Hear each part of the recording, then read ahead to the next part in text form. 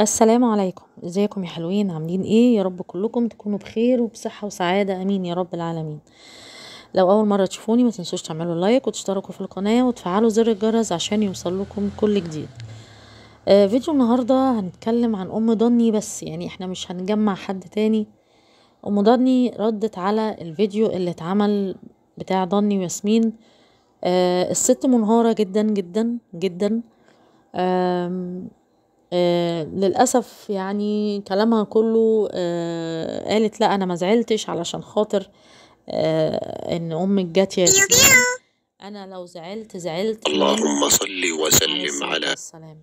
إن أنا زعلت من إن ضني كان عمال يعني متنرفز ومتضايق، وإن انتوا قلتوا إن في فلوس اتنقصت من البيت وبرأت أم أميرة وأنا حسيت إن أنا شكلي وحش وخدت بعضي ومشيت وكمان يا ضني انت مطلعني حرامية، انت مش عارف ايه. طبعا يعني الست منهارة جدا وخلاص ومش عايزاك تيجي لي تاني وانت عدوي ووصلت لمرحلة الغضب اللي هو احنا مش حابين ان الموضوع يوصل لكده. يعني الموضوع اتأزم. ضني طالع معرفش يعني هل هو كان المفروض ما يعملش الفيديو ده هو وياسمين، ولكن هما بيتكلموا بمبرر ان هو وياسمين يعني عمالين كل شويه بيتهزقوا، وانت سبت امك وانت مش عارف عاق وانت. كان الافضل ان هو فعلا ما يعملش فيديو ولا الدنيا ايه. يعني انا نفسي احترت، يعني بقيت محتاره هل ده صح ولا غلط.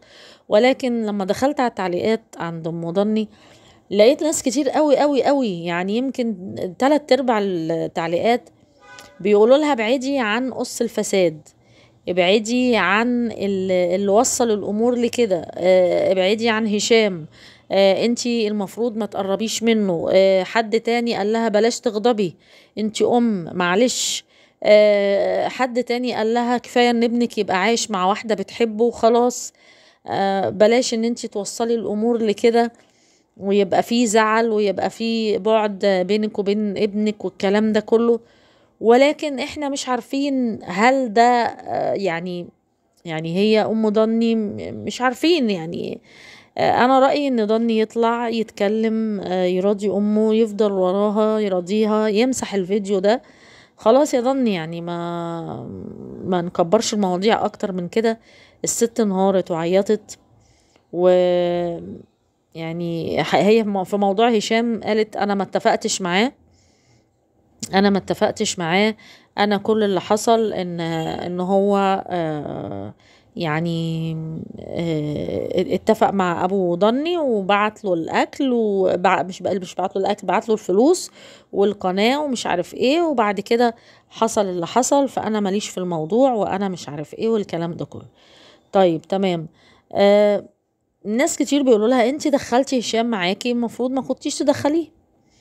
يعني احنا مش عارفين مين، يعني واحدة كاتبه لها انتوا تحلفوا على مصحف نصدقكم، ياسمين تحلف على مصحف نصدقكم. ولكن الثابت ان الام المفروض ان احنا نراضي امنا مهما كان. يعني معلش يا ضني، المفروض ان انت تراضي امك مهما يحصل، يعني خلاص الموضوع حصل واللي حصل حصل، خلاص انتهينا. ولكن المفروض انها تتراضى. امسحوا الفيديو. للأسف هتتحاسب عليها، غضبها ده مش بالساهل، المفروض ان هي ما تغضبش الغضب ده. ولكن ما قدامناش حل تاني غير ان احنا نمسح الفيديو، لان امك ثم امك ثم امك، خلاص انتهى الموضوع، اتحسم خلاص. يعني لازم لازم لازم امك تكون راضية عنك يا ضني. وبالنسبة لياسمين انا شايفة ان العداوة زادت بينهم زيادة عن اللزوم. يعني العداوة زادت قوي قوي، ان هم وصلوا لدرجة ان خلاص يعني بتقول لها ربنا يردها لك في ابنك، ربنا يردها لك مش عارف في ايه، تشوفيها بعينك يا ياسمين مش تشوفيها بعينك. وكل ده طبعا امر احنا مش حابين ان يوصل الامور لكده. ولكن هم ما سرقوهاكيش يا مضني، ما قالولكيش انك انت حرامية فلوس. هم قالوا ان انت خدتي الحاجات بتاعت جوزك اللي هي الهدايا بتاعت السعودية. خدتيها. حتى ناس كتير في التعليقات بيقولوا لها هم ما قالولكيش ان انت سرقتي، هم ما قالولكيش ان انت سرقتي الفلوس، هم بيقولولك ان انت لميتي الهدايا اللي هو انت مش عايزاها. فطبعا ايا كان خلاص هي واصله لمرحله هي رافضه، ان هي حتى بتقول ما تقولوليش ام ضني، قولولي يا امونه ما تقولوليش ام ضني. فعلى وجه السرعه نراضي الست دي يا ضني، نمسح الفيديو و... وملناش غير كده يعني امك يا ابني، وربنا يصلح الحال. واحنا ما نحبش ان يبقى في حد زعلان من حد، يعني ربنا يسهل لهم حالهم. ولكن ضني اضمن نفسك يا ابن الناس، وروح راضي امك اهم حاجة. اتمنى تعملوا لايك واشوفكم على خير الفيديو الجاي.